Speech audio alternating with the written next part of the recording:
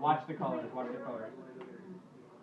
What? Wow. Genius. Oh, what? Here, I'll tell you what. A lot of people want to know how it works, and some people think like, oh, I know how he does it. He just moves it so that's like a couple moves away from being solved, right? So like for example, if I were to do that, then it would be like maybe two moves away. So like 1, and then 2, right? So then it's solved. What the hell are you?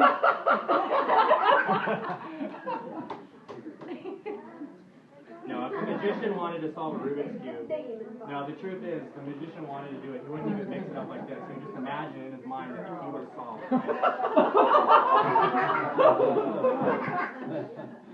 Right?